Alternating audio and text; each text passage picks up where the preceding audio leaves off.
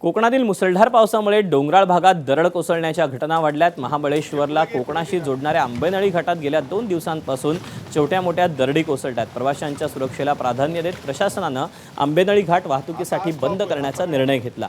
सततच्या पावसाने डोंगराखालील माती सैल झाली असून दरड कोसळण्याचा धोका वाढलाय। सार्वजनिक बांधकाम विभाग, पोलीस आणि स्थानिक प्रशासन परिस्थितीवर सातत्याने लक्ष ठेवून आहे। दरडी हटवण्याचं काम आणि घाट मार्गाची पाहणी सुरू असून सुरक्षिततेची खात्री झाल्यानंतरच वाहतूक पुन्हा सुरू करण्याबाबत निर्णय घेतला जाईल। दरम्यान कोकणातील अनेक डोंगराळ भागांमध्ये दरड कोसळण्याची भीती व्यक्त करण्यात येते। त्यामुळे घाटमार्ग, डोंगर उतार आणि दरडप्रवण क्षेत्रांमध्ये नागरिकांनी तसंच पर्यटकांनी विशेष खबरदारी घ्यावी असं आवाहन प्रशासनाने केलं आहे। पालघर पासून ते रत्नागिरीच्या उत्तर भागापर्यंत आणि दुसऱ्या बाजूला नाशिक पासून ते साताऱ्यापर्यंतच्या घाट क्षेत्रामध्ये जर कमी वेळामध्ये जर जास्त पाऊस झाला तर त्या भागामध्ये दरड कोसळण्याची शक्यता वाढू शकते।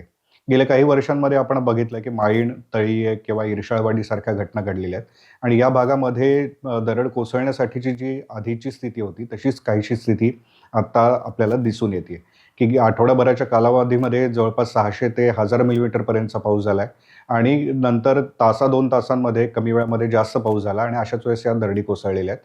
ते या पुढच्या 2 दिवसांमध्ये ज्या भागांमध्ये कमी वेळात जास्त पाऊस होईल तर अशा भागांमध्ये दरड कोसळण्याची शक्यता वाढेल।